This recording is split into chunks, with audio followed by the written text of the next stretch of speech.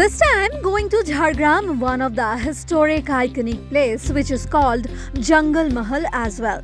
The Jungalkhand area was populated by tribals known as Santals, Malla, Bhumij and Lodhas. During the reign of Mughal Empire, Akbar, Jhargram was conquered by King Man Singh. Also, Maoist was a big challenge in Jhargram, so was excited to see the location. রকম কিছু হবে না, ঝামেলা হবে না, এটা হতে পারে না। আর এই যে ঝামেলার আরেকজন কুইন মধুমন্তী, তিনি মোটামুটি 6:35 মর্নিংয়ের ট্রেন, আর তিনি ঝামেলা করে বসে রয়েছেন। কি ঝামেলা করলেন একটু শোনান। আমি 6:10 আগে হাওড়া স্টেশনে অলমোস্ট পৌঁছে গেছিলাম। সবার আগে বেরিয়ে সবার আগেই পৌঁছেছি, বাট সবার লাস্টে আমি আসলাম। কারণ আমি গাড়িতে এই যে এটা সানগ্লাস ফেলে এসেছিলাম। অসাধারণ। আমি ঢুকে ফুড প্লাজা অবধি গিয়েও মনীষাদির সাথে কথাবার্তা বলার পরেও আমি আবার ফুড প্লাজা থেকে ব্যাক করে সোজা রেড বিল্ডিং মানে হাওড়া স্টেশনের একদম লাস্ট প্রান্তে আমার গাড়ি ছিল, ওখান থেকে সানগ্লাস এনে তারপরে আবার এখানে এসেছি। ও হচ্ছে মধুমন্তী ওয়ান্স মোর, ও হচ্ছে অমৃত, আর ও হচ্ছে সৌমি। আমরা একসাথে কাজ করি, কিন্তু 30 বার্থডেজ সব প্রত্যেক দিনের সব কিছু আমরা করি। এবং আজকের এই যে এই ট্রিপ আর কি মেমোরেবল হতে চলেছে। আমরা একসাথে প্ল্যান করেছি যে একসাথে যাব ট্রেনে করে। এবং সবচেয়ে ইন্টারেস্টিং ব্যাপার আমার জীবনের বোধহয় এটা second time sleeper class sleeper নয়, সরি, এটা কি বলে, second class sitting. Okay fine, মানে আর পড়েছে অসাধারণ একটা ব্যাপার বাথরুমের সামনে। সুতরাং আমার এই পুরো স্মেল আনন্দে এনজয় করতে যাচ্ছি এবারে।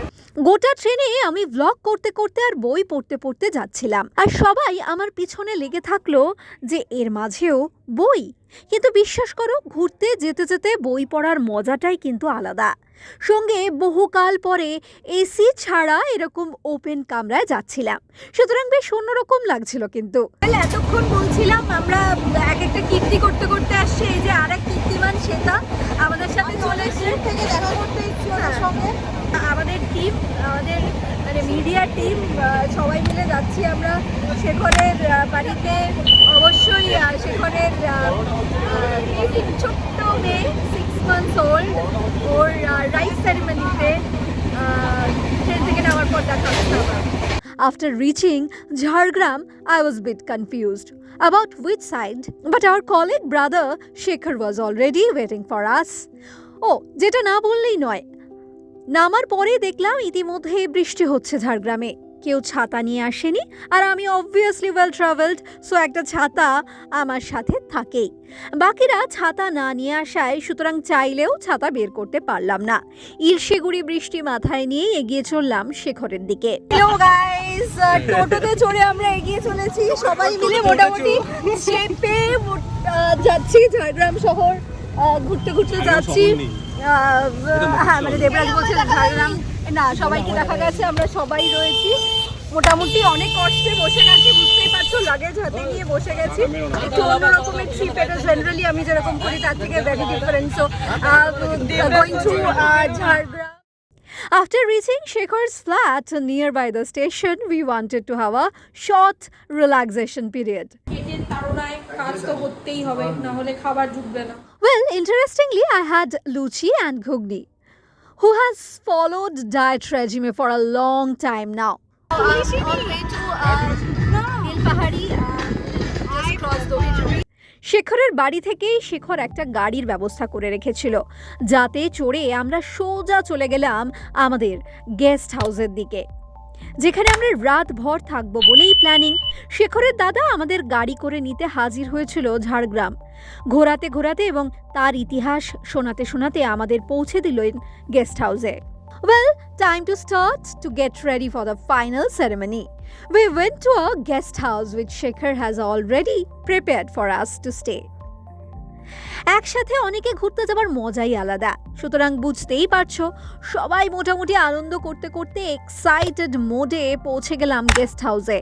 ঝাড়গ্রামের অসাধারণ প্রাকৃতিক সৌন্দর্যের মধ্যে দিয়ে একটু করে এগিয়ে যাওয়া, রাস্তায় ঘোরার অভিজ্ঞতাই অন্যরকম। সত্যি কথা বলতে এই রাস্তা, ধান জমি, উঁচু নিচু রাস্তা পেরিয়ে যাওয়ার মুহূর্তগুলোই স্মৃতিস্মরণীতে থাকবে। It was Shekhar's newborn baby Ramangsh's rice ceremony ceremony at Shilda in Jhargram.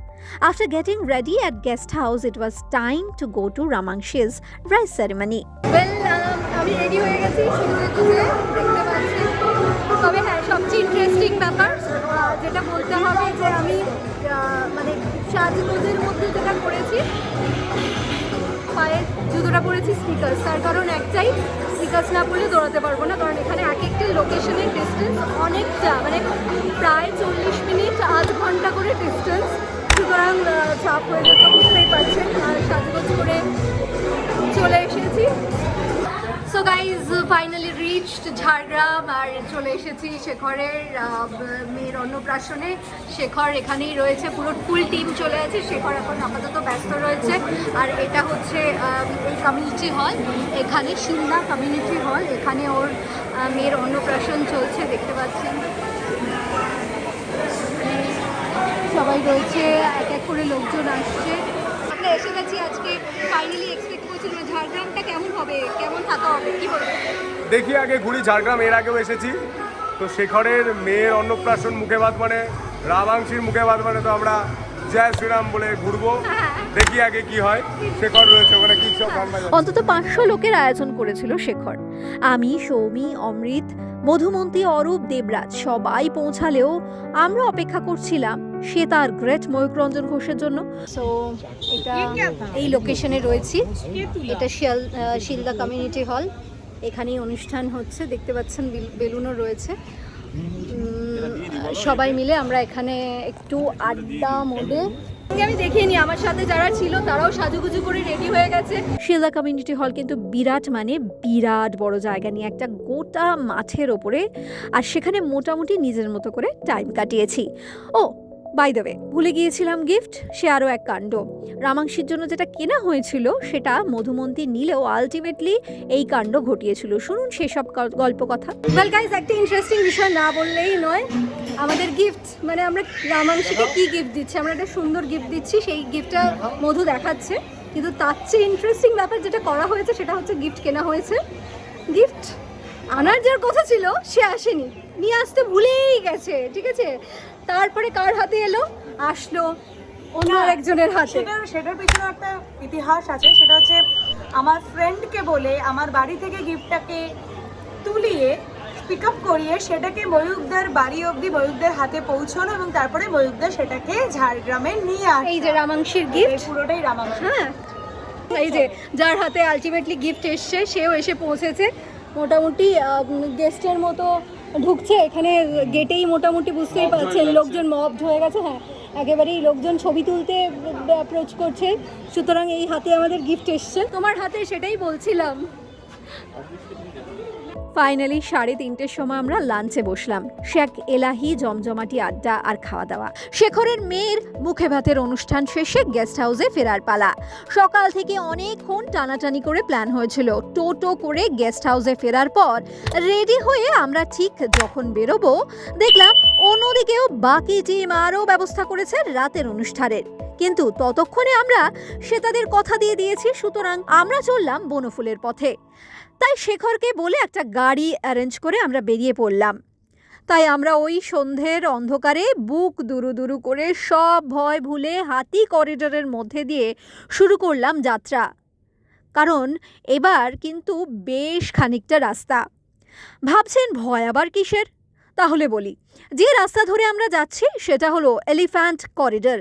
মানে এই রাস্তা ধরেই জঙ্গলের মধ্যে থেকে হঠাৎ হঠাৎ হাতি বাবা জীবনরা বেরিয়ে আসেন। এখানে থাকে বাড়িতে, রাত্রি হলে বেরায়নি খুব কম। চারদিকে হাতিটা রাত্রি হয়ে গেলে মানে চারদিকে দেখবে এখানে বাড়ি আছে, ওই বাড়িটা পেছন দিকে দেখবে দাঁড়িয়ে আছে, এরকম ওর পাশে। মানে হাতিটা অ্যাকচুয়ালি পোষা হাতি বললো আর কি, কিন্তু ওটা একটু কি শুনেছিলাম আর কি বাজার গেছে না কি গেছে, ওকে ইয়ে করে দিয়েছিল। ওর যে মাউথটা ছিল না, হাতির যে লোকটা, ওকে জেলে ভরে দিয়েছিল আর হাতিটাকে জঙ্গল এনে ছেড়ে দিয়েছিল। তখন থেকে মানে ও ঘুরে ঘুরে একবার তো একটা 500 টাকায় দিয়েছিল, ওই পাশে চিচড়া বলে ওইখানে একটা বাস বেড়াচ্ছিল, ওকে যেতেই দেয়নি। অন্যদিকে বন্যফুলে পৌঁছে দেখি আমাদের দেরি দেখে দেবমাল্য একাই পার্টি শুরু করে দিয়েছে। সঙ্গে ছোট্ট কিও বেশ বোর হচ্ছে একা একাই জঙ্গলের মধ্যে রিসর্টে। কিন্তু আমরা যেতেই জমে উঠল সান্ধ্য পর্ব। সন্ধ্যেবেলা জমিয়ে খাওয়া দাওয়ার পর রাতে এলো এলাহি ডিনারের ব্যবস্থা। দেবমাল্য নিজে হাতে খাবারের ব্যবস্থা করেছিল। একটা একটা করে খাবার আসছে, আমরা মোটামুটি সবাই খাওয়ার টেবিলে ready to rock the table. Okay okay okay, মানে আধ ঘন্টা লেগে যাবে। দাদা খাবার দিচ্ছেন। অসাধারণ একটা চিকেন এসে গেছে, যেটার টেস্ট কিন্তু মাটনের মতো। দেবমাল্য পুরো টেস্ট বদলে দিয়েছে। এই যে আমাদের, হ্যাঁ ইয়েস, দেশি মুরগের ঝোল, একদম দেশি মোরগের ঝোল উইথ রাইস, ডাল, আলু চোখা। পার্টি করে ক্লান্ত হয়ে কাটানোর পর এবার বাড়ি ফেরার পালা। দিনের আলোয় অসাধারণ লাগছিল ঝাড়গ্রামের শোভা। সুতরাং একটা ছোট্ট করে মর্নিং ওয়াকও করে নিলাম, সুযোগ পেতে একটু দোলনাতেও চড়ে নিলাম। এখানে আমরা একদম জঙ্গলের মাঝখানে, আমি বলেছিলাম কাল রাতে, জঙ্গলের পুরো মাঝখানে আমরা থেকেছি। এটাকে বলে হাতি করিডোর, মানে এখানে যে কোনো সময় হাতি ঢুকে যায়। মানে তোমাদের দেখাচ্ছি, এই যে দেখতে পাচ্ছ ওয়ালটা, গেট, এখান থেকে যে কোনো সময় হাতি এসে ঢুকে যায় ভেঙে, মানে দরজা ভেঙে কিংবা দেয়াল ভেঙে হাতি ঢুকে যায়। এবং স্পেশালি এখানে রামলাল বলে একটা হাতি রয়েছে, সে তো যে কোনো সময় ঢুকে যায়, সবাই রীতিমতো টেনশনে থাকে। ওয়েল, এভাবে থাকার প্ল্যান ছিল না, তাই আমি এক্সট্রা জামা কাপড়ও ক্যারি করব না বলে নিয়েও যাইনি। সুতরাং ওই একই জামা কাপড়ে মোটামুটি আমায় কাটাতে হয়েছিল, বুঝুন আমার অবস্থা। এরপর বাড়ি ফেরার পালা। রেডি হয়ে সকালে ট্রেন ধরবো বলে ঝাড়গ্রামের পথে বেরিয়ে একটু একটু করে টোটো করে আমরা এগিয়ে চললাম স্টেশনের দিকে। কিন্তু বিশ্বাস করুন, একেবারেই মন ছিল না কলকাতায় ফিরে আসার, কারণ ঝাড়গ্রাম যে এখনও অনেক কিছু দেখার বাকি ছিল। সবাই শুধু বাহানা খুঁজছিলাম কিভাবে ঝাড়গ্রামে থেকে যেতে পারি। কিন্তু ওই যে ছুটি হাতে নেই আর অফিস ফিরতেই হবে, কারণ এক বস যে খোদ ঝাড়গ্রামে বসেছিলেন, মানে ময়ূক রঞ্জন ঘোষ। সৌমি উচ্ছ্বাসিত হয়ে খুব চেষ্টা করেছিল যদি থেকে যাওয়া পসিবল হয়, কিন্তু সে ঘুরে বালি দিয়ে শেষ পর্যন্ত ঝাড়গ্রাম ছেড়ে বেরোতেই হলো। সকালে আর কারোর মনে সেই উচ্ছ্বাস ছিল না, তাই শান্তভাবে সবাই মন খারাপ নিয়ে ঝাড়গ্রাম থেকে বেরিয়ে পড়লাম কলকাতার উদ্দেশ্যে। কাল স্টেশনে এসেছিলাম, তখন বৃষ্টি হচ্ছিল, আর আজ দেখুন রোদ ঝলমল করছে ঝাড়গ্রামে, কিন্তু আমাদের তখন টাইমে অফিস ফেরার তাড়া। তাই আজকের মতো আপাতত মনীষা আপনাদের বলছে টাটা, গুড বাই, চাও।